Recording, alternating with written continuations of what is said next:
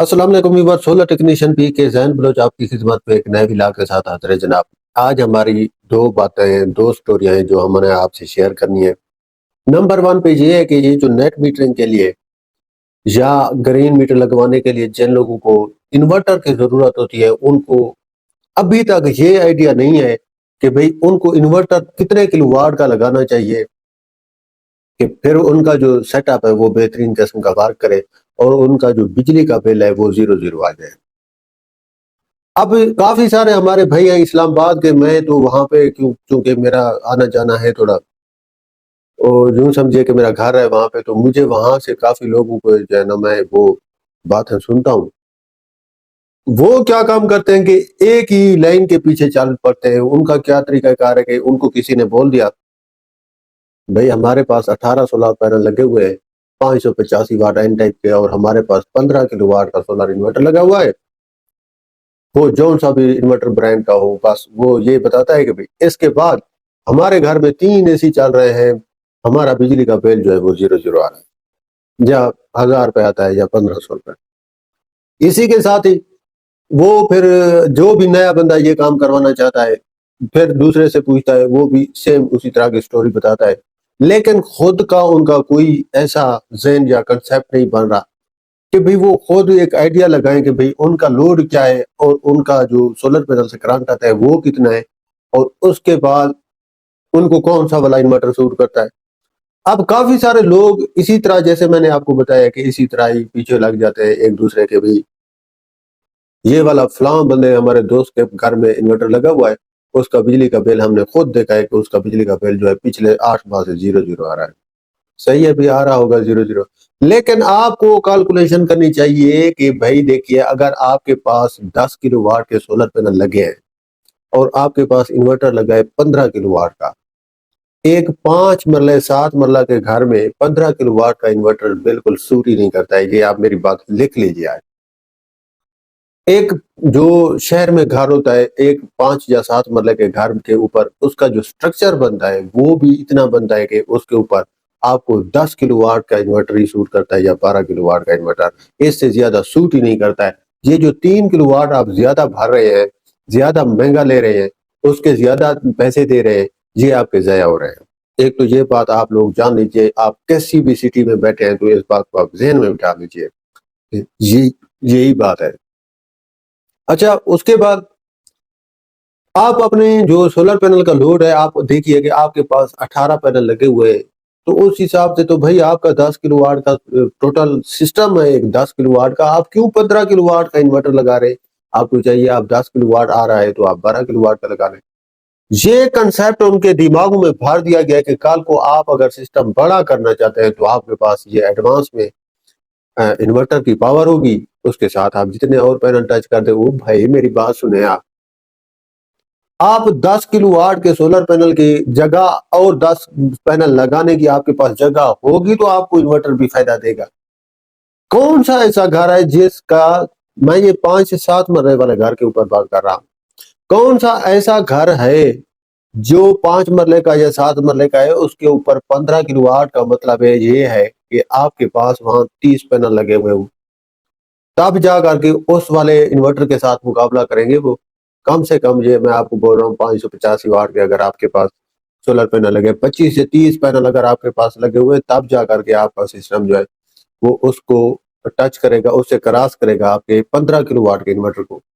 अगर आप इन 18 या 20 पैनल के साथ 12 किलोवाट का इन्वर्टर लगाते हैं, एक तो वो आपको सस्ता पड़ेगा, दूसरा ये है कि आपकी परफॉर्मेंस उस 15 किलोवाट के इन्वर्टर वाले से ज्यादा होगी, आपकी बिजली भी ज्यादा बनेगी, आपकी नेट मीटरिंग में भी आपको वो फायदा देगी, और उसका फायदा आपको ये भी होगा कि आपके सोलर पैनल से भी पूरा करंट आपको वो देगा। और इससे ये होता है कि आपका जो इन्वर्टर है वो टन टन बिल्कुल ठीक चलता रहता है ना, वो एक्स्ट्रा। अब आप देखिए, आप 15 किलोवाट का जो भी बंदा इन्वर्टर लगाता है, इन्वर्टर ऐसे नहीं ऑन होता है। आप एक बात याद रखिए, इन्वर्टर का मैंने पिछले विलाग में बताया है, उसका भी जाती है खर्चा है, वो इस तरह नहीं चलता है। आप सोच रहे हो कि उसके ऊपर बस 2 केबल लग जाते हैं तो पर बस बस वो चलना शुरू हो जाता है। 2 3 4 पैनल 6 पैनल तक का खर्चा होता है इन्वर्टर का। वो अपने पास इतनी बिजली अपने पेट में रख के उसके बाद आगे देता है आप लोगों को बिजली, इस तरह नहीं है। तो जितना कम कैपेसिटी में इन्वर्टर आ जाता है, उतनी आप बिजली ज्यादा देता है, वो उतनी पावर आपकी बढ़ जाती है, क्योंकि उसके अंदर भी वो जो पावर अपने पास सेव रखता है वो थोड़ी कम कर देता है। जितने वाट कम होगा उसकी कैपेसिटी, उतनी पावर भी वो अपने पास कम रखेगा। ये बात है भाई। अब कौन सा ऐसा और मुझे घर दिखाइए जो 5 से 7 मरले के अंदर हो और उसके अंदर 3 से 4 एसी के से ज्यादा एसी चलते हो। इन्वर्टर एक 1500 से 1800 वाट बिजली लेता है स्टार्टिंग में। आपके घर में 4 एसी लगे होंगे मैक्सिमम। पहले तो अगर आपके घर में 4 एसी होंगे नहीं, जो आप अगर इतने बादशाह और शहनशाह हैं तो आप सोलर पैनल ही ना लगाते, डायरेक्ट बिजली से चलाते। आपने सोलर पैनल लगाने का मतलब तो यही है कि आप एक लिमिटेड आमदनी वाले लोग हैं और आपको एक रिलीफ चाहिए थोड़ा। तो आपके पास 4 एसी तो हो नहीं सकते। अगर आपके पास 4 कार भी है तो ये तो 6 किलोवाट बनता है। आपके पास एक फ्रिज है वो 500 वाट की 300 वाट की है, तो ये तो 6300 वाट हो गए। आपके पास एचपी वाला पंप है, 1 HP वाला, ये पानी वाला 1000 वाट का है, 1200 वाट का हो जाता है। ठीक है, आप इसको करें, ये तो हो गए 7500 वाट। और इसके बाद आपके पास एक स्त्री है, 8500 वाट हो गए। सही है, आपके पास 10-12 लाइटें हैं, 300 वाट आप उनका लगा लें, 8800, 9000 वाट भाई। भाई 9500 वाट आप इस्तेमाल कर रहे हैं। तो ये तो मेरी समझ में नहीं आता है कि आप एक 10 किलोवाट के लोड के साथ आप 15 किलोवाट का इन्वर्टर चिपका दें। ये तो आप अपना नुकसान कर रहे हैं, ये इससे आपको घाटा आता है। ये नहीं है कि आप ये सोचें कि फलां भाई के घर में लगा हुआ है या फलां भाई के घर में लगा हुआ है, उसका तो जनाब इतनी बिल्कुल जीरो जीरो बिल आता है, वो आता होगा भाई।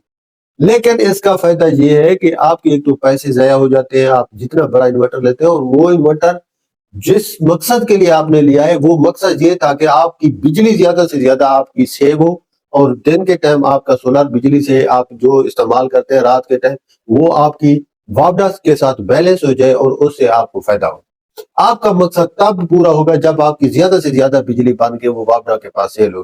तो ये तो आप अपने पाँव पे आप कुल्हाड़ी मारते हैं जब आपका लोड 10 किलोवाट का है, पैनल 10 किलोवाट के हैं और आपका इन्वर्टर 15 किलोवाट का है।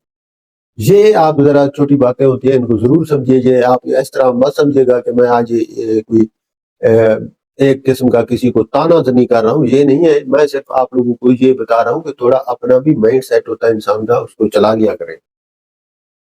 ये हमारा आज का विलाग था कि भाई नेट मीटरिंग के लिए कौन सा इन्वर्टर बेहतरीन होता है जो आपको लगाना चाहिए। हाँ, आप ब्रांड कोई सा भी लगा सकते हैं। आप ग्रोवाट का बेहतरीन इन्वर्टर होते हैं वो लगा लें, नॉक्स के बेहतरीन इन्वर्टर है वो लगा लें। आप आपको इन्वर्टर में कोई मसला नहीं है, कोई इशू नहीं है, अच्छे सा कोई भी। और एक बात मैं आपको बता, जिन लोगों के पास ये जो बड़े बड़े शहरों में लोग नेट मीटरिंग करवा रहे हैं, एक तो नेट मीटर और ग्रास मीटर में फर्क है।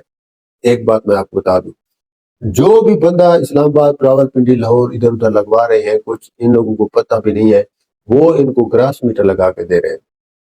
जो नेट मीटर होता है उसकी पोजीशन ये होती है भाई मेरे, कि अगर आपके पास सोलर पैनल लगे हुए हैं, वो बिजली बना रहे हैं, अब दिन के टाइम जितनी बिजली आप इस्तेमाल करेंगे उन सोलर पैनल की आपके घर में चलती रहेगी। जितनी आपकी ज्यादा होगी फिर वो आपकी सेल होती है वापडा से। ये होता है नेट मीटर। जो ग्रास मीटर होते हैं उनका ये सिस्टम होता है कि भाई आपकी सारी बिजली वापडा से सेल होगी, आपको सारी बिजली वापडा से लेनी है 24 घंटे। अब हर माह के जैसे बिल का हिसाब बनता है तो उस हिसाब से आपका ले देत किया जाएगा। आपका जो यूनिट है वो 21 रुपए के हिसाब से वो लेंगे, और आपको जो यूनिट बेचेंगे वो आपको 51 रुपए 52 रुपए यूनिट पड़ेगा। इसमें प्रोटेक्टेड और नॉन प्रोटेक्टेड एरिया जितना भी ये टाइम होता है ये भी काउंट होगा आपके बिल में, तो वो भी ले दे हो जाता है। तो इस हिसाब से जितनी बिजली आपकी ज्यादा होगी, आपने बेची होगी, तो आपको बिल कम आएगा, नहीं आएगा जीरो भी हो जाए। अगर आपने इस हिसाब से बिजली ज्यादा इस्तेमाल की, वापडा की, और आपकी बनी कम है, तो वो आपको फिर बिल देना पड़ता है। ये जरा नेट मीटर और ग्रास मीटर में फर्क जरूर समझ लीजिए आप, ये भी आपके जहन में हो। अक्सर जगह पे बाकी शहरों में मैंने देखा है वहां पे नेट मीटरिंग सही है, मतलब कि आपकी जो बिजली सोलर से बन रही होती है तो वो आपको मिलती रहती है। अगर अब 16 से ज्यादा है तो वो आपकी वापडा से सेल होती है। आप इस्लामाबाद वाले एरिया, रावलपिंडी में जहाँ पे मैं रहता हूँ, तो मुझे पता है कि वहां पे तो बिजली चली जाती है, आपके पास लाइट भी नहीं होती। अब भाई अच्छा ये पॉलिसी भी है कि आपको वही मीटर उन्होंने लगा के देने हैं, तो आप लोग को क्या अचीव कर रहे हैं अपने घर के लिए? फिर आपके पास यूपीएस बैटरी का जमाना आ गया ना। कल को लोड शेडिंग 4-4 6-6 घंटे हो जाए तो आप लोगों के पास तो फैन चलाने के लिए बिजली भी नहीं होगी। आप बिजली तो तब अय्याशी लगाएंगे जब आपके पास होगी।